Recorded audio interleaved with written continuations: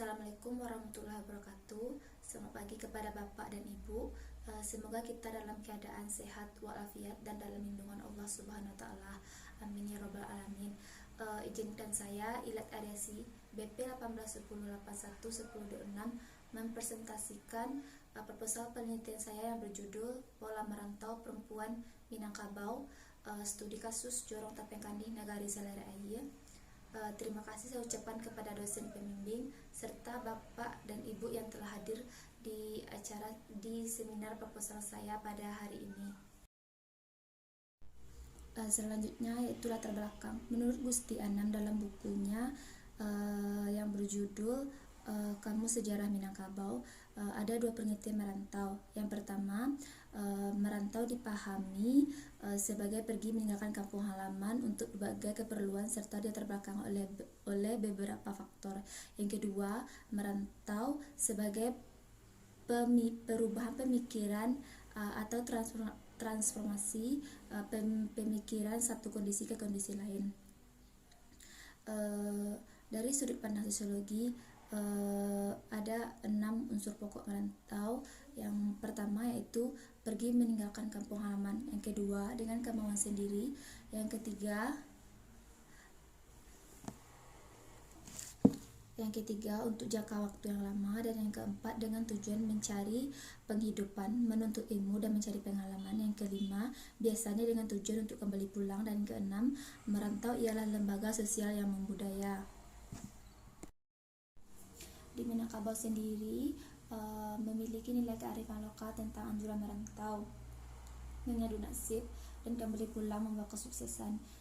Di Minangkabau penduduknya merantau bukan hanya disebabkan oleh faktor ekonomi atau permasalahan ekonomi saja, tetapi juga karena faktor budaya dan norma. Merantau dalam tradisi Minangkabau merupakan keharusan khususnya bagi para pemuda jika ia ingin dipandang dewasa dalam masyarakatnya.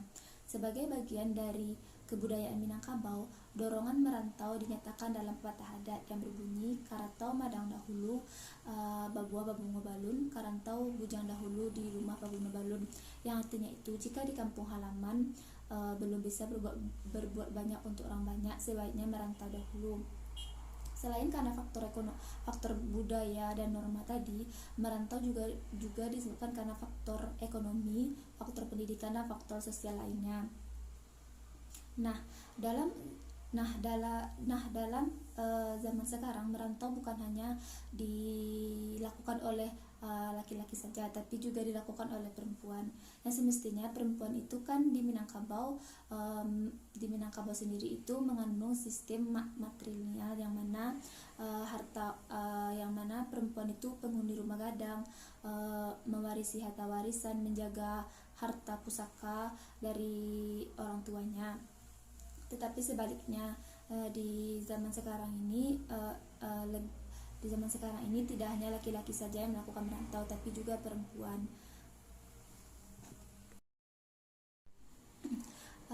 Di Jorong Tapeng Kandi Nagari Salere Aie ini justru perempuanlah yang banyak pergi merantau karena kondisi dan budaya atau norma yang ada di Jorong tersebut. Perempuan di sana lebih memilih untuk pergi merantau daripada harus tinggal di kampung, yang mana semestinya perempuan di Minangkabau ini kan harus tinggal di kampung karena kodratnya penghuni rumah gadang, karena kodratnya itu di Minangkabau sebagai penghuni rumah gadang, sebagai pewaris harta pusaka. Tetapi ini justru berbanding terbalik, perempuanlah yang pergi merantau, perempuanlah yang banyak pergi merantau dibandingkan laki-laki. Karena sebagian besar masyarakat Jorong Tapeng Kandi sini mencari peruntungannya dengan pergi merantau ke luar daerah, karena para perantau tersebut didominasi oleh perempuan. Ini bisa dilihat dari 60 kuesioner yang disabarkan 55 orang perempuan dan selebihnya laki-laki. Berdasarkan hal tersebut, merantau sudah menjadi kebiasaan atau tradisi dari masyarakat Jorong Tapeng Kandi di sini, khususnya bagi para perempuan yang tamat sekolah. Perempuan di Jorong Tepeng Kandis ini memilih kota Batam sebagai tempat perantauannya karena menurut survei awal, alasan itu karena banyak orang kampungnya yang sudah merantau di sana karena adanya keluarga atau saudara yang lebih dahulu merantau di sana. Terdapat beberapa hal yang menarik bagi peneliti mengenai rencana penelitian ini. Yang pertama, karena penelitian ini belum ada dilakukan sebelumnya, khususnya di Jorong Tepeng Kandis Nagari Selare Aye ini, tempat yang menjadi lokasi penelitian peneliti. Yang kedua yaitu karena biasanya di Minangkabau ini yang pergi merantau itu laki-laki, tapi ini justru perempuan.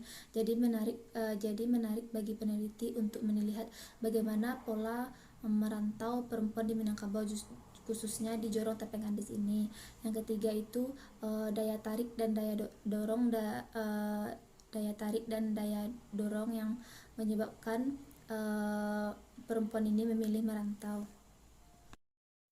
Nah, dari latar belakang tersebut, rumusan masalah dari penelitian ini yaitu bagaimana pola merantau perempuan di Minangkabau.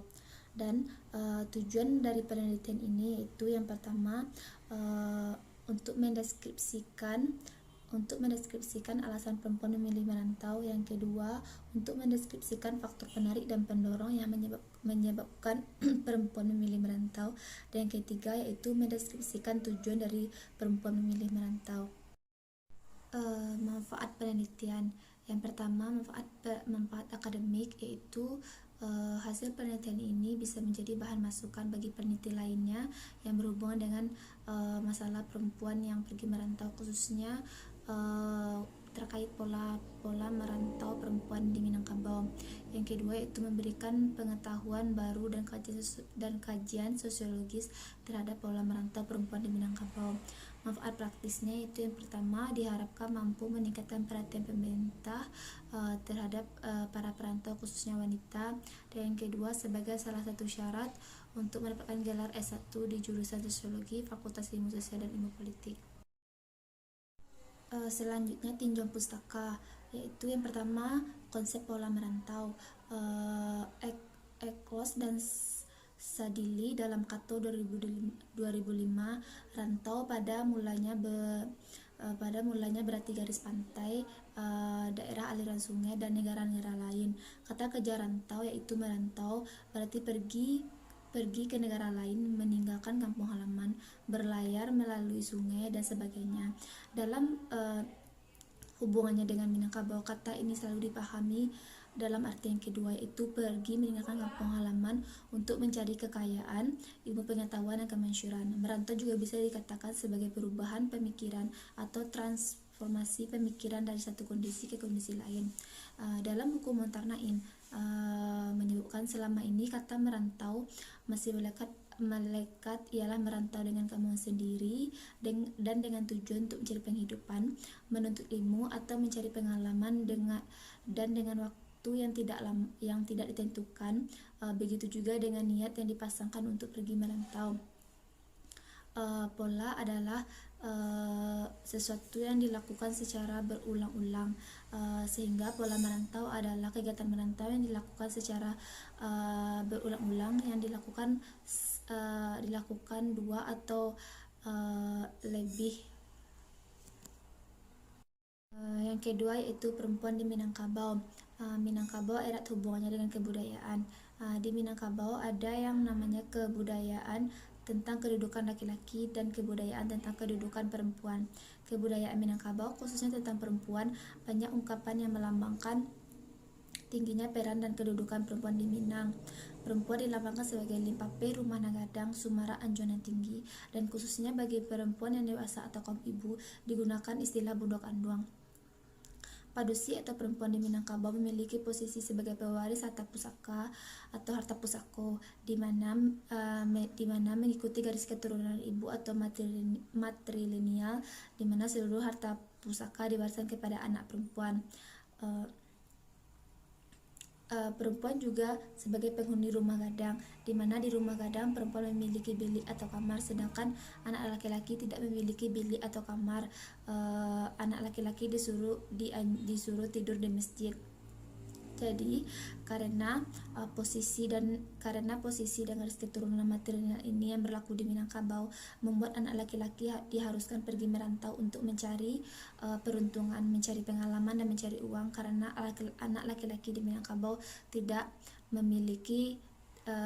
mendapatkan harta warisan dari orang tuanya.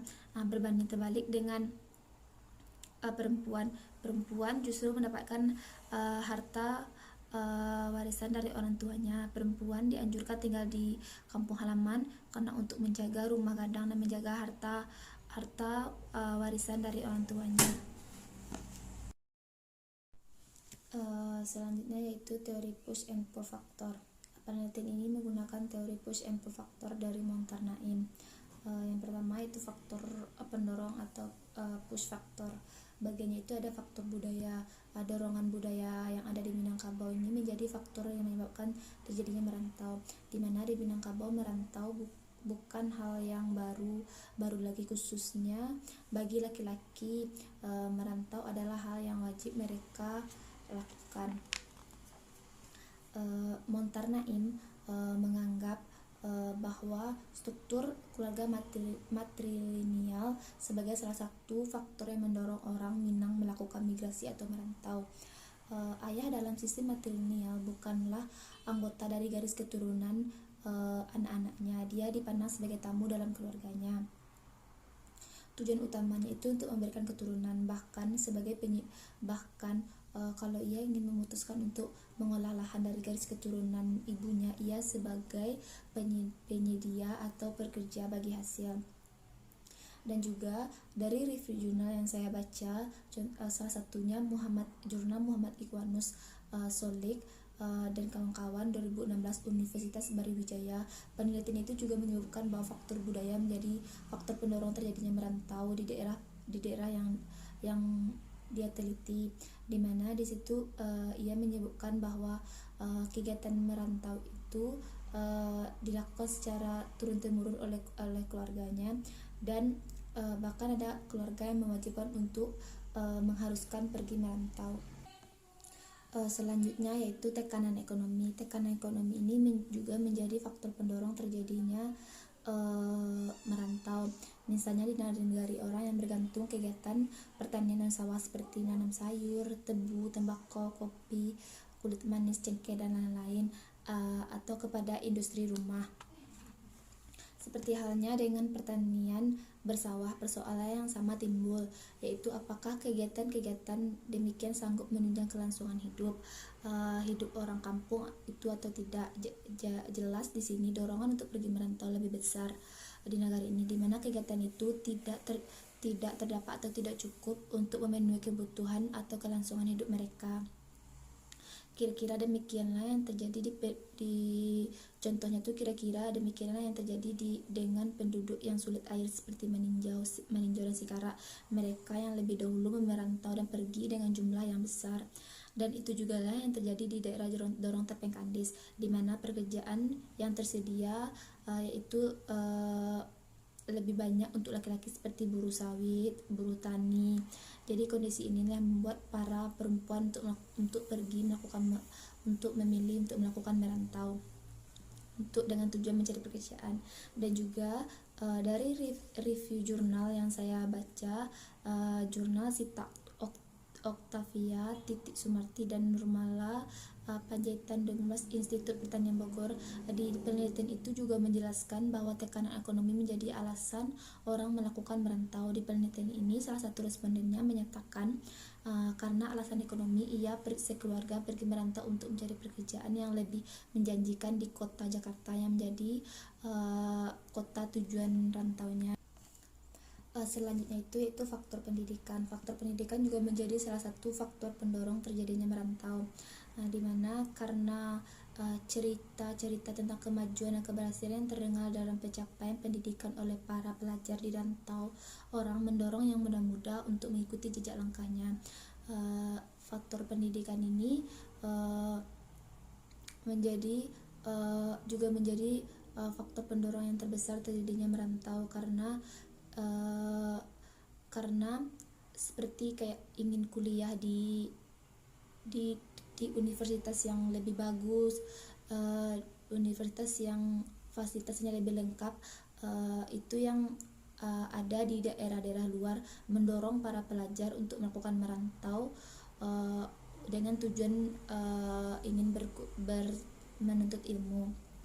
Dan dari review jurnal yang saya baca juga, seperti jurnal Suci Marta 2014, penelitian ini juga menyebutkan faktor pendorong terjadinya merantau di daerah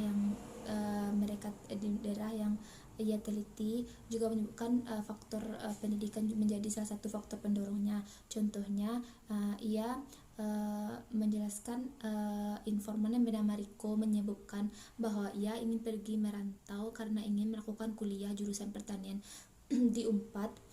Ia ingin membuktikan walaupun kuliah jauh-jauh, tetapi ilmu yang ia dapat bisa bermanfaat di kampungnya. Di sini karena kekurangnya fasilitas pendidikan di daerahnya, dia ingin melanjutkan pendidikan ke sekolah yang terbaik dan mempunyai fasilitas yang lebih lengkap. Jadi mendorong mereka untuk melakukan merantau dalam rangka menuntut ilmu. Selanjutnya itu faktor ekologi dan lokasi. Menurut lokasinya, Minangkabau adalah daerah yang terpencil di luar pusat kegiatan perdagangan dan politik. Minangkabau dalam arti lain berada di luar jangkauan. Dengan keadaan seperti ini menciptakan situasi di mana di dunia luar tidak mendatangi Minangkabau, atau orang Minangkabau lah harus pergi ke dunia luar. Contohnya itu di mana situasi ekologi dan lokasi ini juga ada kena mengenanya dengan variasi dalam intensitas merantau karena pendidikan. Negari-negari yang jauh dari pusat-pusat kota pada umumnya kurangnya fasilitas pendidikan dan kurangnya sekolah-sekolah yang bagus di kampungnya karena daerahnya yang terpencil. Oleh sebab itu, masyarakatnya memilih untuk pergi merantau alasan mencari dunia pendidikan yang lebih lengkap. Dan dari salah satu review jurnal yang saya baca juga, jurnalnya Suci Marta 2014 skripsi Pajajaran, di penelitian ini juga menjelaskan karena faktor ekologi dan lokasi menjadi faktor pendorong terjadinya merantau, di mana daerah asal yang terpencil karena daerah asalnya yang terpencil, keinginan merantau sangat kuat untuk melihat dunia luar. Selanjutnya faktor penarik atau pull faktor. Yang pertama itu kebutuhan ekonomi. Dari buku Mokhtar Naim menyebutkan bahwa kebutuhan ekonomi menjadi faktor penarik terjadinya merantau karena dengan peningkatan zaman, bertambahnya ahli waris, bertambahnya anggota keluarga membuat kebutuhan ekonomi semakin bertambah, dan sehingga menjadi faktor penarik seseorang untuk melakukan merantau. Yang kedua, tersedianya lapangan pekerjaan. Menurut review jurnal yang saya baca, salah satu alasan orang ingin melakukan merantau karena daya tarik tempat tujuan merantau itu terdapatnya lapangan pekerjaan yang lebih memadai di daerah dengan tujuan dengan gaji yang lebih besar dan dibandingkan gaji di daerah asalnya. Yang ketiga yaitu kesempatan memperoleh pendapatan yang lebih tinggi, di mana dari review jurnal yang saya baca, penelitian ini mengatakan daya tarik kota juga menjadi salah satu ingin melakukan merantau. Contohnya, subjek penelitian mengatakan bahwa dengan berjualan di kota membuat daya laris dan banyaknya pembeli. Karena dari itu ia memutuskan untuk berjualan di kota daripada di rantau, karena menurutnya berjualan di kota itu dapat memperoleh penghasilan yang lebih tinggi daripada di kampung. Yang keempat yaitu kesempatan yang lebih tinggi memperoleh pendidikan, di mana menurut buku Mokhtar Naim, seseorang melakukan merantau karena alasannya kurangnya fasilitas pendidikan di kampungnya, sehingga memilih kota yang menurutnya fasilitas pendidikan lebih lengkap. Selanjutnya itu keadaan lingkungan. Menurut review jurnal yang saya baca, di sini penelitiannya menyebutkan adanya faktor lingkungan yang menyebabkan seseorang ingin melakukan merantau, yang mana dijelaskan dalam penelitian ini bahwa suku Baewan ini sudah mempunyai lingkungan sendiri di sendiri di kota atau seperti perkampungan yang isinya orang suku itu. Oleh karena itu tidak menjadi alasan lagi bagi para perantau baru jika ingin pergi merantau, karena di kota yang ingin ia tuju itu sudah ada lingkungan atau orang kampungnya. Yang terakhir itu kemajuan di tempat tujuan, yang mana kemajuan di tempat tujuan ini juga menjadi daya tarik bagi para perantau, seperti kayak adanya mall di daerah tujuan, kayak daya tarik kota itu menjadi faktor penarik orang melakukan merantau, karena kemajuan di kota, karena kota itu lebih banyak, karena kota kemajuannya itu seperti fasilitasnya, seperti di kota itu banyak mall, banyak fasilitas yang canggih di sana, sehingga orang-orang tertarik untuk pergi merantau ke kota. Nah, di penelitian ini saya menggunakan teori push and pull factor untuk menjelaskan faktor penarik dan pendorong seseorang untuk melakukan migrasi atau merantau. Yang dimaksud yaitu bagaimana terjadinya pola merantau perempuan di Jorong Tapeng Kandis. Penelitian ini akan mencoba menjelaskan bahwa teori push and pull yaitu menjelaskan tentang bagaimana pola merantau ini terjadi karena adanya faktor penarik dan pendorong. Menarik mencari tahu bagaimana push and pull faktor bisa membuat terjadinya pola merantau perempuan di Jorong Tapeng Kandis. Selanjutnya yaitu penelitian relevan. Dari penelitian ini yaitu yang pertama judulnya dari penelitian Suci Marta 2014 skripsi Pajajaran. Judul penelitian ini yaitu konstruksi makna budaya merantau di kalangan mahasiswa perantau. Hasil dari penelitian ini yaitu mengungkapkan bahwa pemaknaan mahasiswa perantau tentang budaya merantau Minangkabau adalah suatu kebiasaan yang dilakukan oleh orang Minangkabau secara turun-temurun baik laki-laki maupun perempuan. Selanjutnya yaitu yang kedua Muhammad Ikhwanus Solik dan kawan-kawan 2016 Universitas Brawijaya. Judul penelitiannya itu Merantau sebagai Budaya, Eksplorasi Sistem Sosial Masyarakat Pulau Bawean, lokasi Kecamatan Sangkapura dan Kecamatan Pangumpulan. Hasil dari penelitian ini yaitu menjelaskan faktor penarik dan pendorong kegiatan merantau suku Bawean ini dan dampak kegiatan merantau suku Bawean yaitu baik positif dan negatif, dan sisi sosial budaya merantau suku Bawean ini. Yang ketiga yaitu penelitian dari Sita Oktavia, Titik Sumarti, dan Nurmala Kapajitan 2016 Institut Pertanian Bogor. Judul penelitiannya adalah Proses Merantau Perempuan Minang di Jakarta. Hasil penelitiannya itu menjelaskan perempuan Minang merantau dengan beragam pola merantau berdasarkan daerah yang mereka tuju. Beragamnya pola tersebut ditentukan oleh periode kapan mereka merantau. Yang keempat yaitu penelitian dari Rahmi Mariatul Mawadah, Universitas Muhammadiyah Tapanuli Selatan 2021. Judulnya itu Motivasi Berwirausaha pada Perempuan Minang yang Merantau. Hasil dari penelitian ini yaitu motivasi berwirausaha pada perempuan Minang yang merantau yaitu dilandasi oleh faktor ekonomi, keinginan untuk hidup mandiri. Selain faktor kebutuhan kemampuan dalam menangkap peluang juga berperan besar dalam kesuksesan membuka usaha. Yang kelima yaitu penelitian dari Miftahul Jannah Adi Bayu Mahadian Dini Sulmiyah Fitra Ali 2016 Universitas Telkom.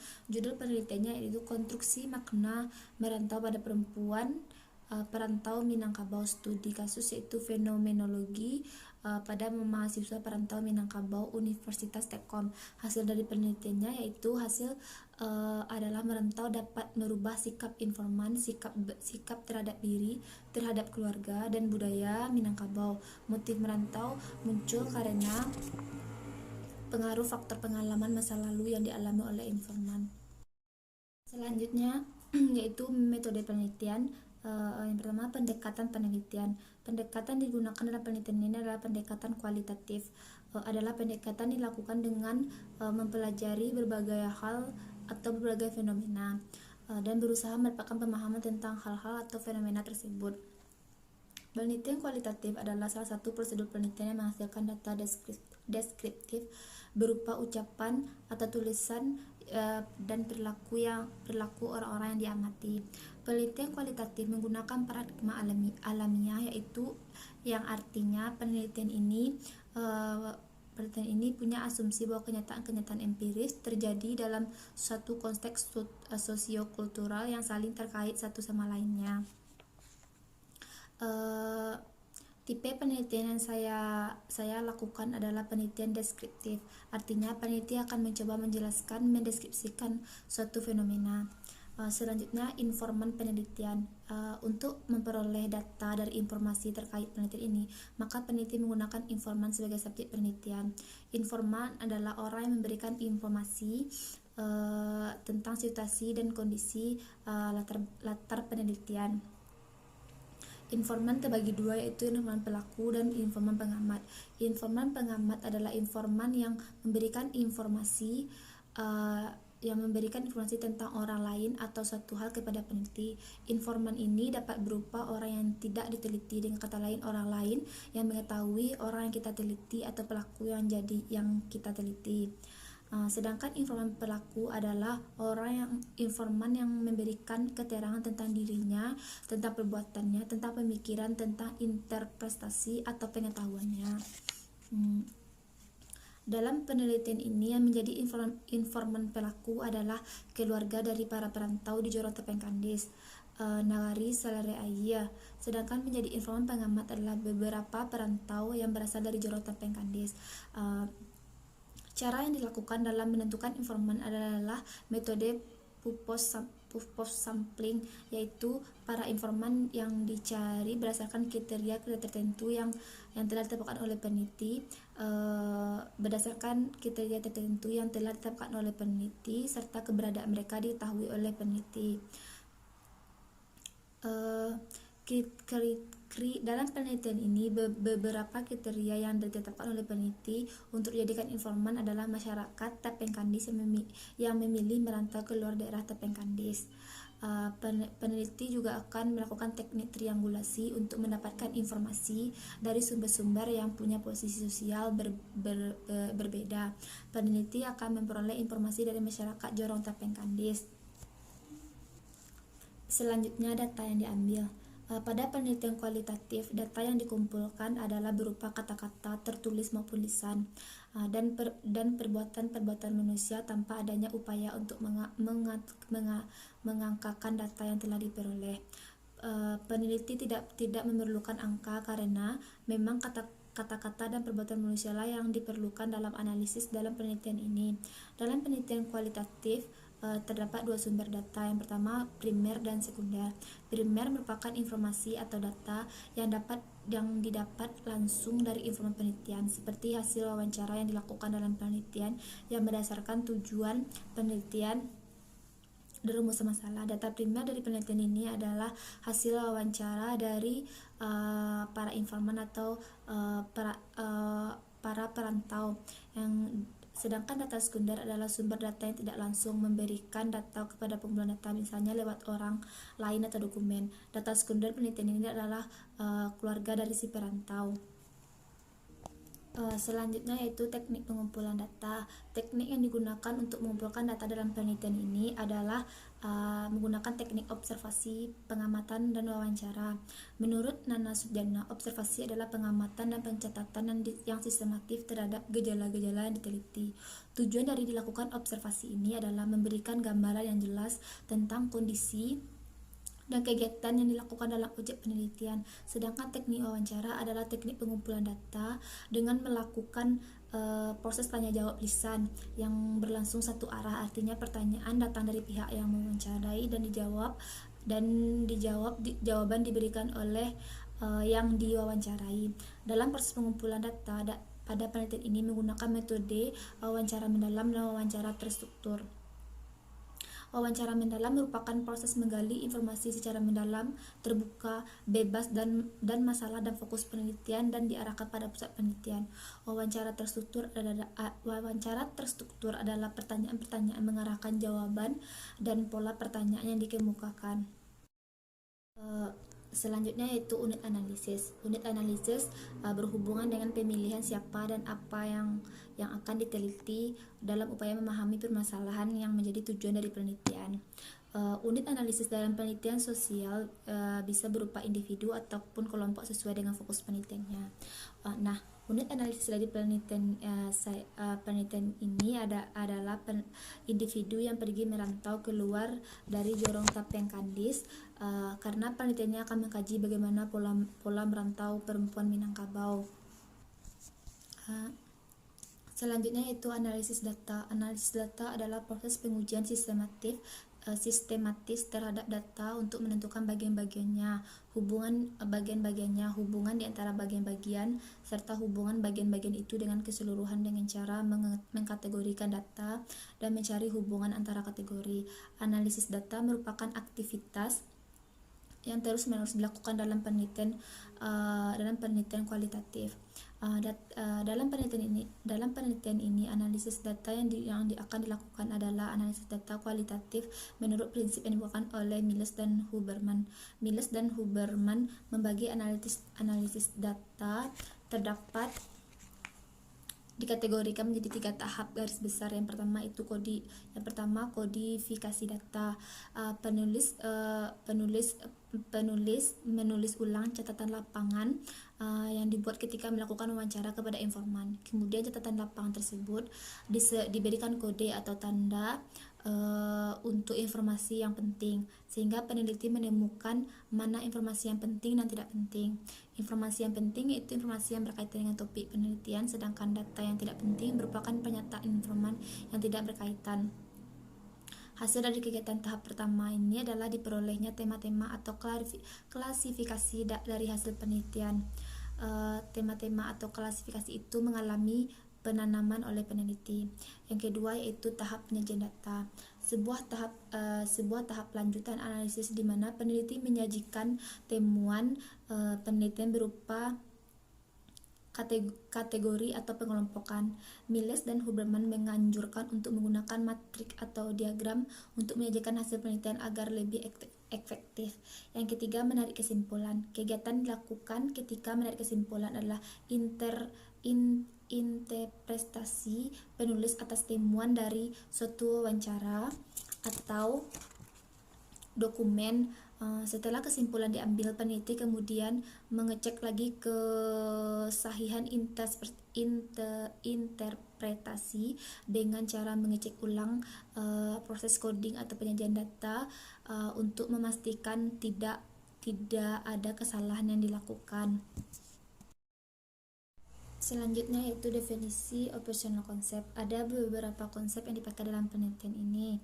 Yang pertama yaitu merantau. Merantau dipahami sebagai pergi meninggalkan kampung halaman untuk berbagai keperluan serta diterbelakang oleh beberapa faktor, dan merantau juga diartikan sebagai suatu perubahan pemikiran atau transformasi pemikiran dari satu kondisi ke kondisi lain. Yang kedua yaitu pola merantau, ialah suatu proses yang merantau yang dilakukan oleh minimal 2 orang atau lebih. Yang ketiga yaitu wanita Minangkabau memiliki kedudukan sebagai pewaris harta pusaka dan penghuni rumah gadang. Dan yang keempat itu teori push and pull faktor, adalah faktor penarik dari daerah yang dituju dan faktor pendorong dari daerah asal. Selanjutnya yaitu lokasi penelitian. Lokasi penelitian bisa dikatakan sebagai setting atau konteks sebuah penelitian. Tempat tidak selalu mengacu pada wilayah, tetapi juga kepada organisasi dan sejenisnya. Lokasi dari penelitian ini adalah Jorong Tapeng Kandis, Nagari Salere Aye, Jalan Lintas Padang Pasaman Barat, Kecamatan Pelembayan dan Kabupaten Agam. Baiklah, yang terakhir yaitu jadwal penelitian atau rancangan jadwal penelitian. Yang pertama itu survei awal pada bulan September, yang kedua TOR dan SK pembimbing pada bulan Oktober, pembuatan proposal pada bulan Oktober dan November, seminar proposal pada bulan November, penelitian lapangan pada bulan Desember dan Januari, penulisan laporan penelitian pada bulan Januari dan Februari, dan ujian komprehensifnya pada bulan Maret. Baiklah, sekian hasil presentasi dari penelitian proposal saya. Saya ucapkan terima kasih kepada Ibu dan Bapak yang telah hadir pada hari ini.